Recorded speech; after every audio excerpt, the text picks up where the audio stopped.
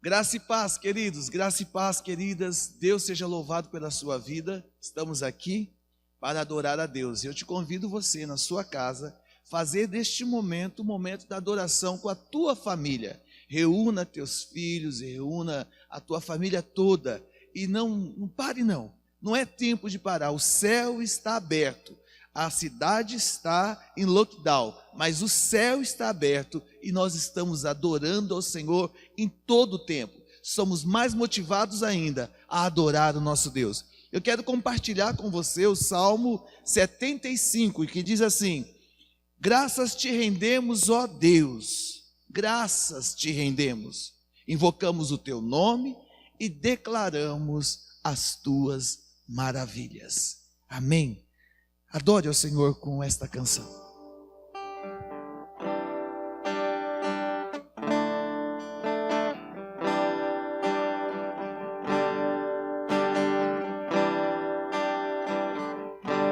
Não tenha sobre ti só cuidado, qualquer que seja,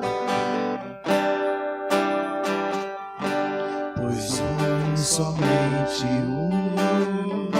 seria muito para ti. É meu, somente meu, todo o trabalho. E o teu trabalho é descansar em mim. É teu, somente meu, todo o trabalho. E o meu trabalho é descansar em mim.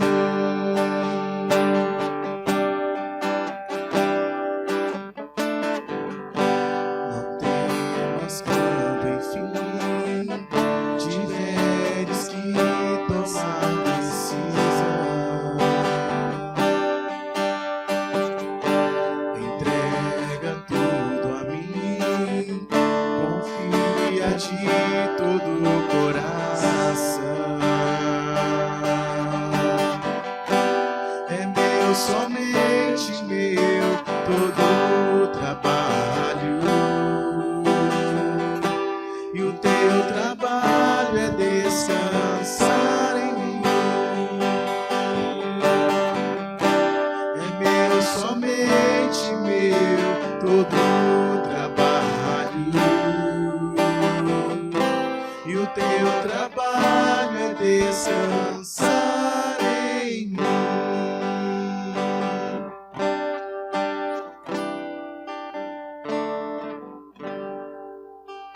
Nesse momento nós estamos fazendo a oferta de forma diferente.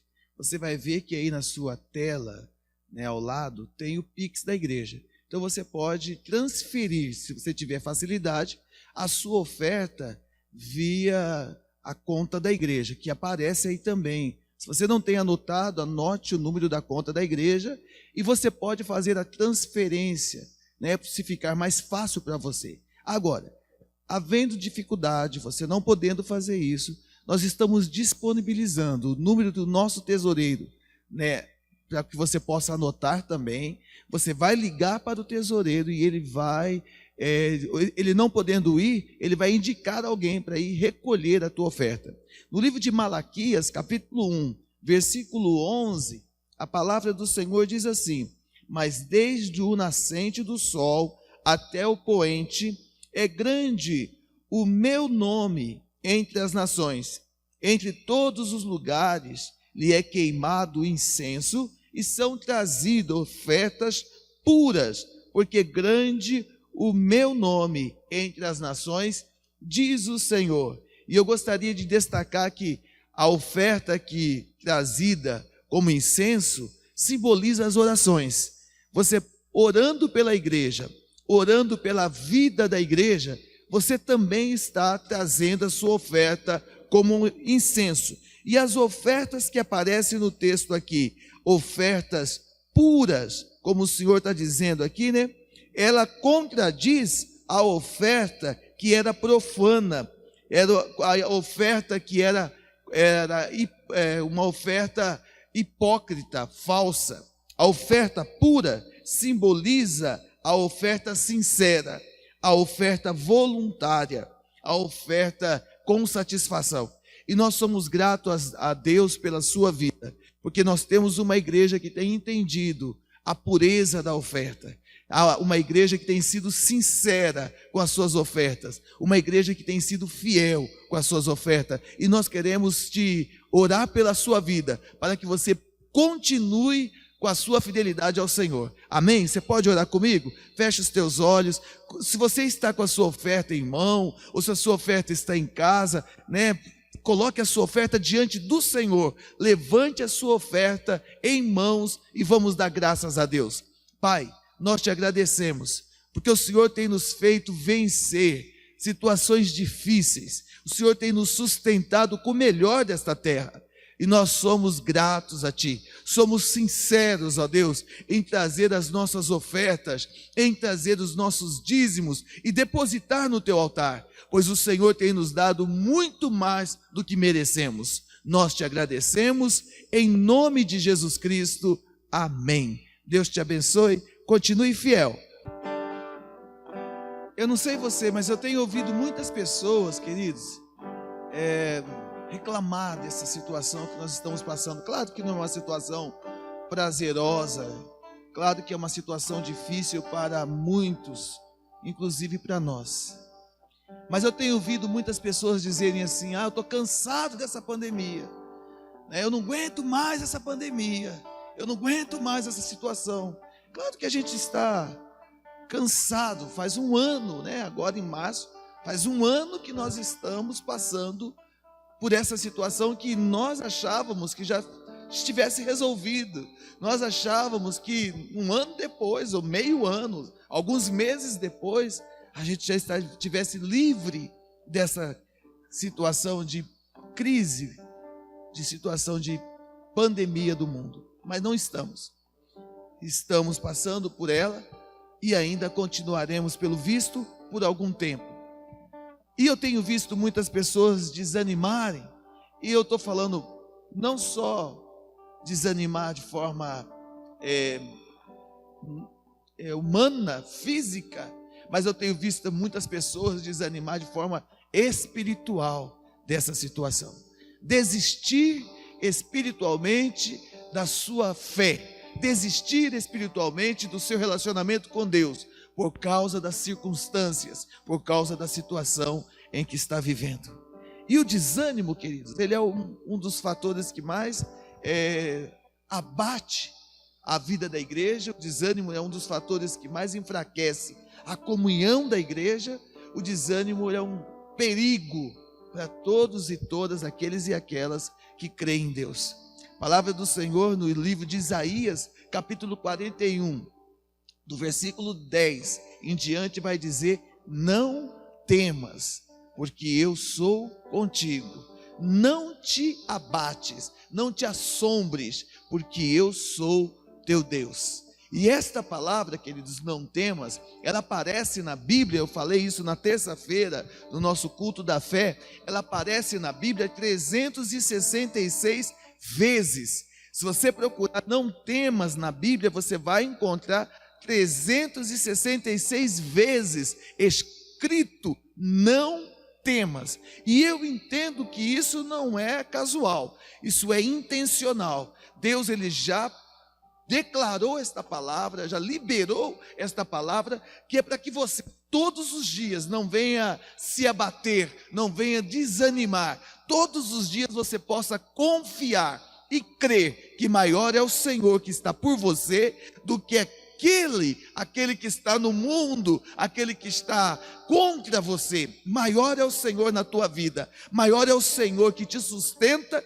e que diga para você: não temas. Sabe, o texto que eu separei para a nossa meditação, ele se encontra em Gênesis, e ele conta a história de dois irmãos, o Jacó e o Esaú.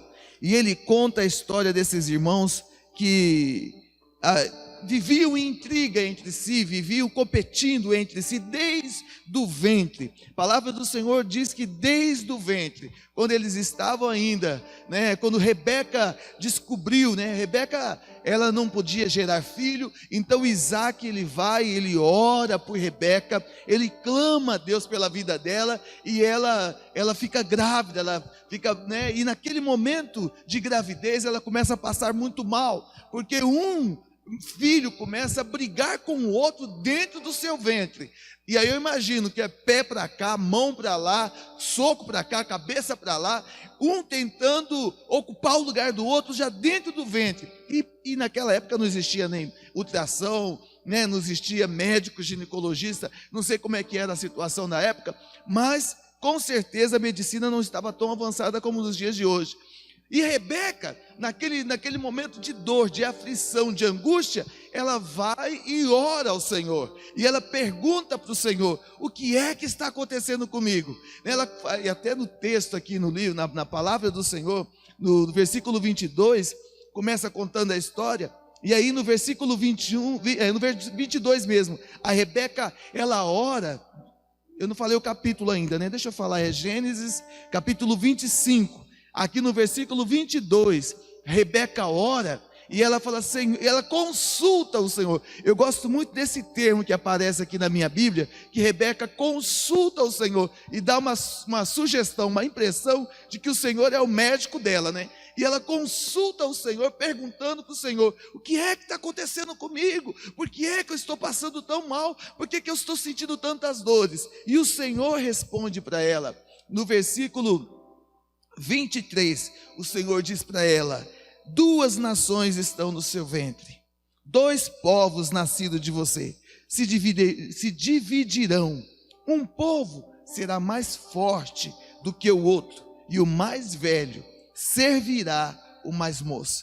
Essa é a palavra destinada para os filhos de Rebeca. Agora, esta palavra é destinada porque Deus é o Deus que sabe todas as coisas. Enquanto nós sabemos o hoje, enquanto nós sabemos o agora, enquanto nós vemos o hoje e desanimamos, o Senhor já sabe do amanhã. O Senhor já sabe do futuro, o Senhor já sabe na hora que vai acabar, quando vai acabar e de que forma vai acabar a situação. E aí o Senhor destina para os filhos de Rebeca a palavra de profecia, a promessa para eles, e o destino daquela palavra é: um vai competir com o outro, não será um só povo, vai nascer os 2 de um ventre só, mas não vai ser um só povo, vai nascer os 2 de uma mãe e de um pai só, mas um vai se tornar um povo e o outro vai se tornar outro povo. Ou seja, a casa será dividida, e a casa do menor será mais forte do que a casa do maior, sabe? E esses 2 irmãos crescem com esta palavra destinada para eles, e aí a Bíblia conta que um é mais dado à caça e o outro é mais dado à casa. Um é mais ligado à luta, a batalhar pelas suas coisas, a buscar, a ir atrás, e o outro é mais contido, gosta mais de ficar em casa. E sugere alguns estudiosos que Esaú, ele lutava para ter suas coisas, e Jacó era mais pacato. Alguns estudiosos dizem até que Jacó ele era pastor de ovelhas. Só que Jacó, ele era mais fiel no que ele queria, ele era mais determinado no que ele queria. E Esaú, ele era mais volúvel, ele desistia mais daquilo que ele buscava. E sabe, queridos, o desânimo, ele sempre ataca, ou ele sempre acontece no coração daqueles que não são persistentes, daqueles que não são permanentes, daqueles que desanimam com facilidade, desistem, O desânimo, ele acontece mais com aqueles que desistem com facilidade. E talvez você esteja vivendo um momento assim, não sei. Talvez você esteja vivendo um momento em que você esteja desistindo de crer, ou desistindo de lutar, desistindo de confiar, ou desistindo de buscar a Deus. E aí, eu peço para você, para que eu oro por você e destino essa palavra ao teu coração, para que você não desanime. Tem até uma canção que diz, né? Não entristeças o teu coração, confia em Deus e espera. Essa palavra, ela é destinada ao teu coração, para que você não se entristeça. Não se abale com o mundo, não se abale com a situação do mundo. Antes, seja firme, seja persistente, confie no Senhor e espera nele. E aí, esses dois crescem e tem um determinado momento, e aí nós vamos entrar na palavra, um determinado momento da vida deles, que a gente vai ver por onde é que Jacó, ele ganha, né, ele conquista, ele toma lugar, ele toma posse da palavra destinada para a vida dele, e quando é que Esaú, ele desiste daquilo que Deus havia prometido. Então nós vamos ler aqui a partir do versículo 27, Gênesis capítulo 25, a partir do versículo 27, diz assim: cresceram os meninos, agora já são homens, Esaú tornou-se perito, caçador, homem do campo. Jacó, porém, era homem pacato e morava em tendas. Isaque amava a Esaú, porque se saboreava da sua caça, e Rebeca, porém, amava Jacó. Jacó tinha feito um ensopado, quando Esaú, exausto, veio do campo. Em algumas tradições vai dizer desanimado, veio do campo, e lhe disse: por favor, me deixe comer um pouco da coisa vermelha, essa coisa vermelha aí, pois estou desanimado ou exausto. Por isso deram-lhe o nome de Edom. Jacó respondeu: primeiro me venda seu direito de primogenitura. E ele respondeu: estou morrendo de fome, de que me vale o direito de primogenitura? Então Jacó disse: primeiro jure, ou seja, primeiro faça um voto. Então Esaú jurou e vendeu o seu direito de primogenitura a Jacó. E Jacó deu a Esaú pão e o ensopado de lentilhas, e ele comeu, bebeu, levantou-se e saiu. Assim Esaú desprezou o seu direito de primogenitura. Palavra de Deus. Sabe, queridos, o direito de primogenitura que Esaú desprezou não tinha natureza comum, não tinha ligação com alimento, não alimentava mesmo, não saciava a sua fome, mas o direito de primogenitura representava a sua comunhão com Deus. E aí eu gostaria de chamar a sua atenção. Quantos de nós, às vezes, desprezamos a nossa comunhão com Deus? Quantos de nós, às vezes, trocamos a nossa comunhão com Deus por um momento, uma satisfação, uma comida deste mundo? Quantos de nós? Quantos de nós, às vezes, desistimos do tempo de oração para se ocupar com outra coisa que não seja a presença do Senhor? Esaú desistiu. E ele desistiu por causa de uma circunstância. Ele desistiu por causa de uma dificuldade que ele estava passando. Esaú desistiu porque ele chega da caça, ele chega com as mãos vazias, ele chega sem trazer nada, porque se ele tivesse trazido alguma coisa, talvez ele trocaria o que ele trouxe por aquele prato de comida. Esaú, ele só tinha uma coisa de valor. Suas mãos estão vazias, ele não tem caça, e a única coisa de valor que ele tem não é o que está nas suas mãos, mas é o que está no seu coração, é o que está dentro dele. E a única coisa de valor que ele tem dentro dele é o direito da sua primogenitura. E o direito da sua primogenitura não só o tornaria líder dentro da sua casa, após suceder seus pais, mas também é o direito da aliança que Deus tinha.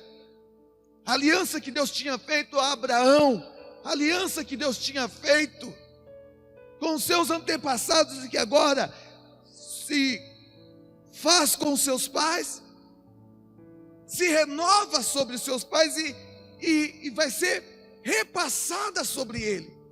A aliança da comunhão com Deus. E sabe, amados, quantos estão desistindo da comunhão com Deus por causa de uma dificuldade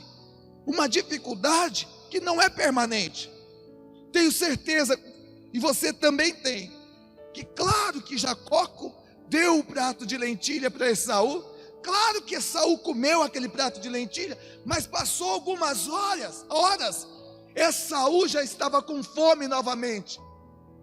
E aquela aliança que ele tinha com Deus, não era uma aliança que algumas horas terminaria, era uma aliança que perpetuaria, era uma aliança que ele repassaria aos seus filhos também. Então, quantos de nós, às vezes, desistimos da nossa comunhão com Deus, comunhão esta que nós passaremos para os nossos filhos, ensinaremos os nossos filhos. Quantos de nós, às vezes, por causa de um momento difícil, uma hora difícil, a gente desiste da comunhão com Deus?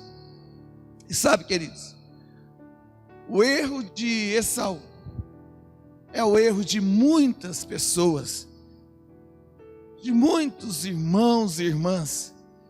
O erro de Esaú talvez seja o erro de alguém que você conhece, alguém que você está vendo desistir, e aí desiste por causa de uma coisinha aqui, por causa de outra coisinha ali, desiste por causa de um desânimo. Irmãos, eu ontem estava conversando com um jovem, eu disse para ele: irmão, você me perdoe, mas eu já fui para a igreja a pé, fui de bicicleta, fui para a igreja longe, não era perto da minha casa, chegava correndo na igreja, me enxugava no banheiro, o suor para não entrar na igreja suado, mas irmão, eu nunca fiquei sem vontade de estar na presença de Deus, eu nunca fiquei sem vontade de ter comunhão com Deus. E quando às vezes, irmãos, por causa de uma situação ou outra, eu me vejo abatido, é no Senhor que eu renovo a minha força, é no Senhor que eu me revigoro, é no Senhor que eu me coloco de pé, é na presença do Senhor que eu me coloco de pé. E a palavra diz que Jacó esperava aquele momento. Jacó esperava o momento do irmão chegar e dele poder tirar aquilo que estava no coração do irmão, aquilo que era direito do irmão. Jacó estreitava o próprio irmão para lhe roubar a primogenitura. E sabe, amados, nós não temos um Jacó, mas nós temos o inimigo que espreita às vezes a nossa vida espiritual, o inimigo que às vezes ronda e às vezes nos enche de afazeres, às vezes nos ocupa com coisas fúteis, para que nós deixemos a nossa comunhão com Deus. E eu gostaria que você fosse alertado disso. A maior fraqueza, o maior desânimo espiritual acontece quando você desiste da sua comunhão com o Senhor. Muitos caem, queridos, muitos se abatem por não estar na presença do Senhor. É por isso que o salmista Davi, no Salmo 91, ele vai dizer: 1000 caem ao seu lado, 10.000 caem à sua direita, e você não é atingido. Mas se você ler os versículos anteriores, o salmista vai dizer: aquele que habita no esconderijo do Altíssimo, a sombra do Onipotente descansa. Ele diz: o Senhor é o meu Deus, é a minha habitação, é a minha força, é a minha fortaleza. Mas aonde Ele habita? Aonde Ele habita? Ele não habita fora, mas Ele habita na presença. Aquele que habita no esconderijo do Senhor. E esconderijo, amados e amadas, sugere um lugar protegido, sugere um lugar secreto, um lugar aonde Deus, só Deus sabe onde eu estou e aonde Deus está. Sabe, amados, o maior engano desses dias é a gente achar que é o mundo que está nos abalando. Não é o mundo. O desânimo não está por causa da situação do mundo. O desânimo está pela falta da presença e da comunhão com Deus. Muitos estão abatidos, muitos estão enfraquecidos, porque estão se esquecendo da promessa do Senhor. Tem de bom ânimo, não se turbe o vosso coração, crede em Deus, não se abata, não temas. Estão se esquecendo das palavras do Senhor, das promessas do Senhor. Estão se esquecendo que o Senhor é aquele que nos diz: no mundo, neste mundo, vocês terão aflições, neste mundo vocês terão fome, neste mundo vocês terão sede, neste mundo vocês terão trabalho, dificuldades. Não vai ser fácil. Nunca foi. Mas se esquece que o Senhor destinou uma palavra. Se esquece. Não se esqueça, meu irmão e minha irmã. Tem uma palavra destinada para nós. Tende. E aí o Senhor poderia falar assim: olha, eu estou colocando bom ânimo no seu coração. Mas Ele não fala isso. Ele fala o quê? Se anime. Olha para cima. O salmista dizia assim, né? Eleva os meus olhos para os montes. É de lá que me vem um socorro. O que ele está dizendo? Eu não olho para baixo. Eu não olho para o meu umbigo. Eu tenho um amigo não tenho esse amigo, ele já faleceu. Mas ele era um conhecido que eu gostava muito. E ele era um morador de rua. Só que ele não morava na rua, ele morava do lado da minha casa, num terreno abandonado. E ele tinha feito uma casinha de papelão para morar. E ele se chamava Castelo. E morava num castelo de papelão. E aí esse conhecido nosso, ele dizia assim para mim, às vezes, né? Ô Ramalho, sabe quando é que você sabe que um homem tá bem? Quando o homem tá forte. Falei: quando é que o homem tá bem, Castelo? Quando o homem está andando de cabeça erguida. E você sabe quando é que o homem está fraco? Quando o homem está abatido. Quando é que o homem está abatido, Castelo? Quando o homem está andando de cabeça baixa. Então, aquele homem que morava numa casa tão simples, numa taperinha de papelão, sabia reconhecer o estado emocional do ser humano pela postura do ser humano. Sabe por quê? Porque ele já tinha vivido muito, né? Já tinha passado por muita coisa na vida dele. E ele sabia. Ele só não sabia reconhecer, talvez ele, na época, se eu fosse crente, eu devia ter falado para ele. Ele não sabia reconhecer o estado do homem que anda com Deus. Porque o estado do homem que anda com Deus também não é de desânimo. Também não é de cabeça baixa, também não é encolhido com medo, também não é abatido. O estado do homem, da mulher que anda com Deus é de confiança, é de fé. Como eu falei hoje de manhã, a fé não muda por causa das circunstâncias. A fé muda as circunstância. A fé não se abala por causa das situações. A fé permanece firme, não importa a situação. Sabe, queridos, queridas, se Esaú fosse um homem de fé, a vida dele era diferente. Se Esaú fosse um homem determinado, a vida dele era diferente.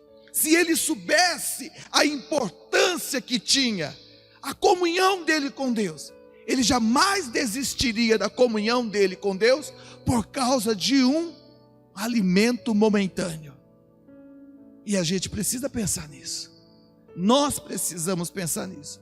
Será que eu tenho desistido da minha comunhão com Deus por causa de uma situação aqui? Por causa de uma pessoa ali? Por causa do que eu não gostei ou gostei?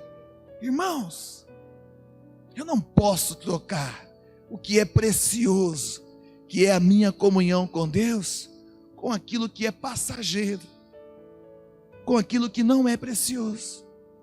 Eu não posso, meu irmão, eu não posso colocar Deus na mesma condição do mundo.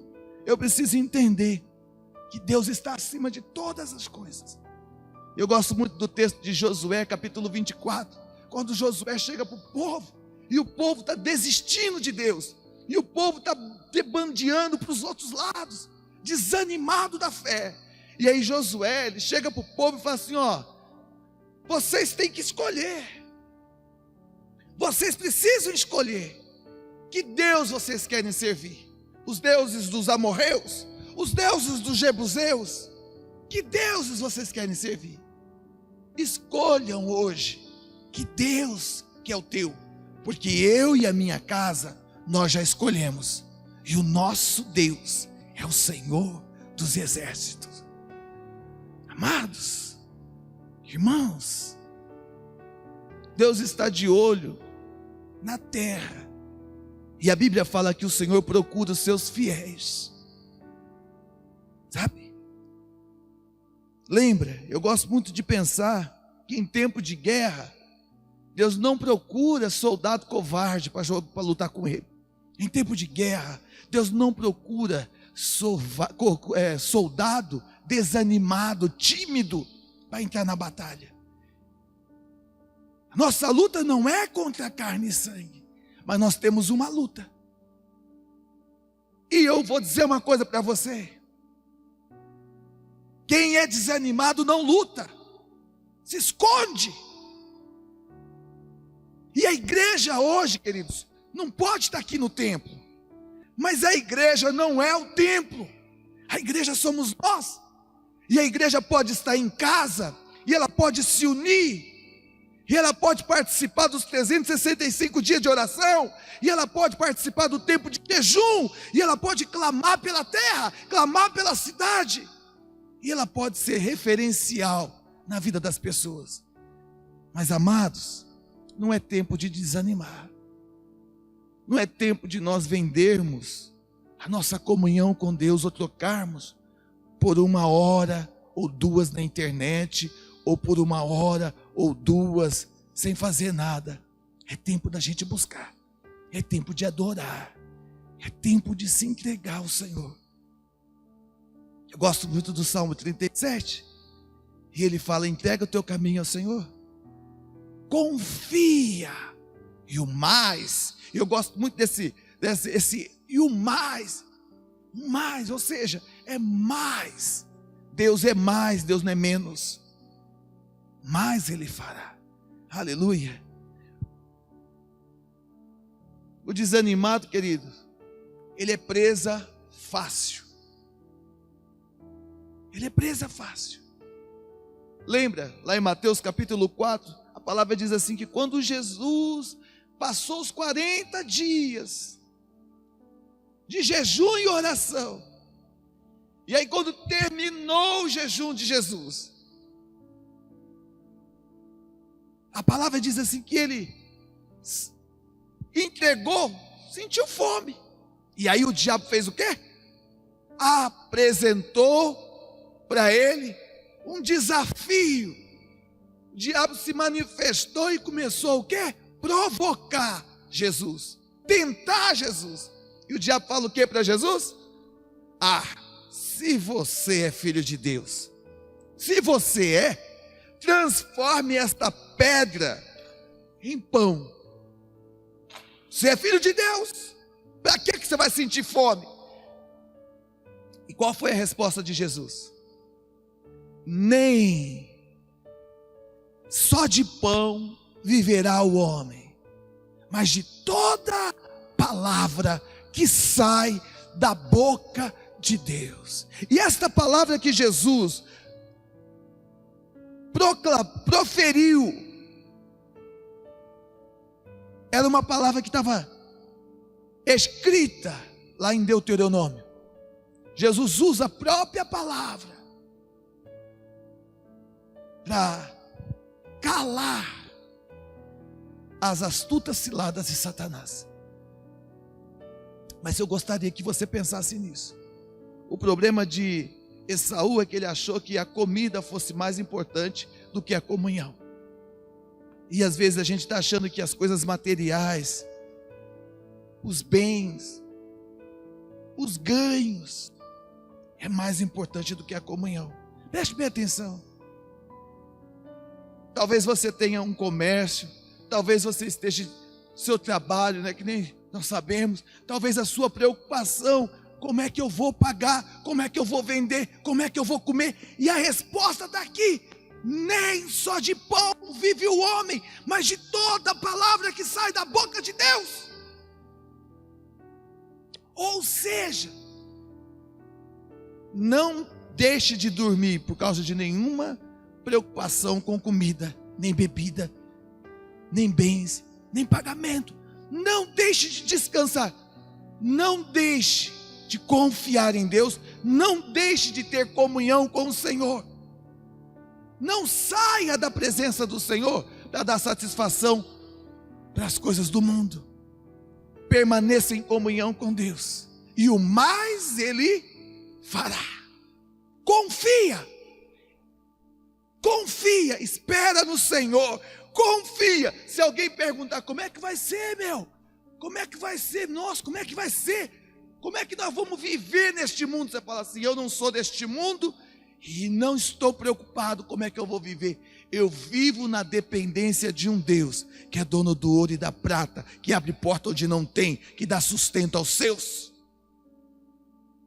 E a Bíblia me ensina que jamais um justo pereceu, nem a sua descendência mendigou pão. E justo para Deus, queridos, não é aquele que não deve nada. Justo para Deus é aquele que depende de Deus para todas as coisas, inclusive para pagar tudo o que tem de dívida. Depende de Deus. Não faz dívida, como diz o apóstolo Tiago, né? Não faz dívida sem compra, sem necessidade. Não fica se abarrotando de compra por cartão de crédito. Não é compulsível em ter as coisas. Mas o justo para Deus é aquele que compra o que precisa, paga porque Deus sustenta, ajuda o necessitado, ou é fiel nas suas ofertas, é fiel nos seus dízimos, reparte o que tem. Esse é justo para Deus. Tem compaixão dos órfãos, tem compaixão das viúvas. Este é justo para Deus. E isso agrada ao Senhor, mais do que qualquer outro tipo de religiosidade. Irmãos, se eu fizesse 1 milhão de jejum e passar perto de uma pessoa com fome, eu não tiver compaixão, eu não tiver coragem de repartir o pedaço de pão que está comigo, para Deus eu não fiz nenhum jejum. Para Deus eu não agradei Ele em nada. E sabe, amados, me desculpe falar, eu sei que talvez você não seja assim, mas você conhece alguém assim. Às vezes a igreja está tão preocupada em ser religiosa. Às vezes a igreja está tão preocupada, sabe? Aparecer. E tem alguém com fome e a igreja não está nem aí. Irmãos, é tempo da gente pensar com o coração de Deus. Pensar no pobre, no necessitado, no que passa dificuldade. É tempo da gente não trocar a nossa comunhão com Deus por nada deste mundo. Não é tempo de estocar, sabe? Não é tempo de estocar. É tempo de repartir. É tempo de repartir. Repartir a nossa fé, repartir o nosso amor. Eu olho aqui um Jacó, queridos, tá certo. Fez o que? Fez um jeito que conquistou o lugar. Deus se agradou de Jacó lá na frente. Mas aqui, nesse momento, eu vejo um Jacó egoísta, tentando tirar do outro para se beneficiar. E quanta gente é assim? Quantas pessoas nós conhecemos que são assim? Quantos juízes, governadores, pessoas que estão lá em cima do poder, que eram para ser pessoas para olhar para quem está aqui embaixo e sentir compaixão, estão lá pensando só em si, só nas suas riquezas, só nos seus bens. Irmãos, a igreja não pode ser assim. A igreja não pode ser. A igreja tem que ser a casa de oração. A igreja tem que ser o lugar da habitação de Deus. E a igreja sou eu, e a igreja é você. Aleluia. Os desanimados não valorizam o que tem. Olha o que Esaú fez. Esaú olhou para a sua primogenitura e disse: para que eu quero isso? Se eu estou de barriga vazia, eu quero comer. Ele vendeu a comunhão com Deus por algo tão momentâneo, algo tão pequeno. Ele entregou a bênção por causa da carne. E quantos de nós, às vezes, deixamos de ter a comunhão com Deus e temos comunhão com as coisas da carne? Quantos de nós fazemos isso? Irmãos, é tempo da gente voltar, é tempo da gente ser fiel, é tempo da gente buscar mais. Não é tempo da gente recuar, nem desanimar, nem de deixar de valorizar a presença de Deus em nós. Eu gosto muito do texto que o apóstolo Paulo fala: vocês não sabem que vocês são a habitação do Espírito de Deus? Vocês não sabem que vocês são a casa do Espírito de Deus? Eu gosto muito de pensar nisso. E eu gosto muito de pensar que eu sou importante para Deus. Eu gosto muito de pensar de que Deus me valoriza tanto que Ele escolheu a mim para morar. Então valoriza o Deus que está em ti, valoriza a presença de Deus que está em ti, valoriza. E sabe quando é que a gente valoriza alguém? A gente dá importância a ela. Então eu valorizo a Deus quando eu dou importância a Deus, a presença de Deus na minha vida, a presença de Deus na minha casa, a presença de Deus na minha família, a presença de Deus na vida da minha igreja. Eu valorizo a Deus quando eu valorizo o meu irmão, eu valorizo a minha irmã, a presença de Deus na vida dela. Então valoriza, queridos, valoriza o que Deus tem feito por ti, valoriza o que Deus é para ti. Amém? Queridos, coloque a mão no teu coração, vamos orar. Pai, em nome de Jesus, nós não queremos, ó Deus, perder a comunhão contigo. Nós oramos aqui nesta noite, como o salmista Davi, no Salmo 51, depois de ter pecado contra ti, de ter se arrependido, Deus, de ter confessado o pecado, ele ora e diz: não me tire a tua graça, nem me tire o teu Espírito. Deus, o Senhor é o bem precioso que nós temos. O Senhor é a nossa maior alegria. O Senhor é o único tesouro que nós temos dentro de nós. Não nos tire o teu Espírito. Antes, renova-nos, ó Senhor. Aviva-nos, ó Senhor. Que possamos viver intensamente, meu Deus, uma comunhão contigo genuína. Que possamos experimentar mais da tua presença, mais do teu poder, mais da tua graça, mais do teu Espírito Santo. Deus, nós oramos, em nome de Jesus. Amém. Aleluia. Receba a bênção do Senhor por meio desta oração.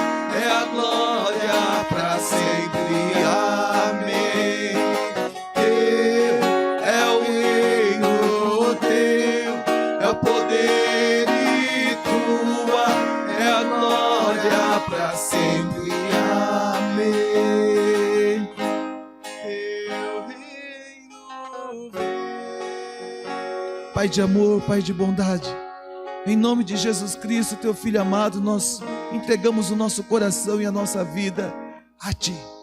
Nós pedimos, ó Deus, que seja manifesto o teu poder dentro de nós, ó Pai. E todo desânimo, todo abatimento de alma, toda fraqueza de espírito, seja retirada do corpo da tua igreja, Pai, dos teus filhos e filhas. E possamos, ó Deus, ser renovados, revigorados pelo teu Espírito, Pai. Pai de graça e misericórdia, santo é o teu nome, poderoso é o Senhor, em fazer infinitamente mais do que tudo que pedimos e pensamos e sentimos, ó Pai. Nós entregamos o nosso louvor, a nossa adoração, entregamos a vida de cada família que está, Senhor, nesse momento te adorando por meio, Senhor, da palavra liberada a nós. Pedimos a bênção do Senhor sobre cada um. Pedimos a bênção do Senhor com saúde, com vigor, Pai. Pedimos a bênção do Senhor que prospera cada um e cada uma e que não gera dor, Pai, não gera sofrimento, nem tristeza e nem abatimento de alma.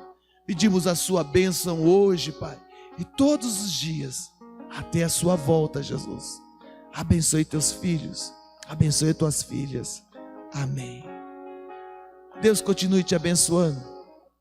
Nós continuaremos nesses dias, nesse período de lockdown.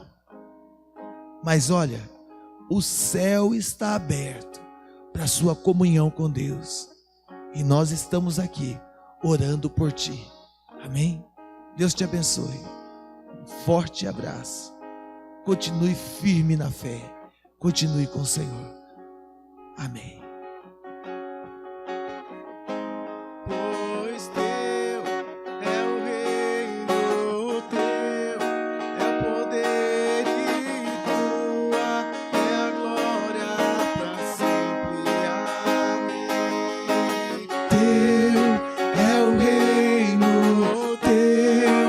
Poder e tua é a glória. sempre. Amém. Teu reino vem, teu reino vem, teu reino vem, teu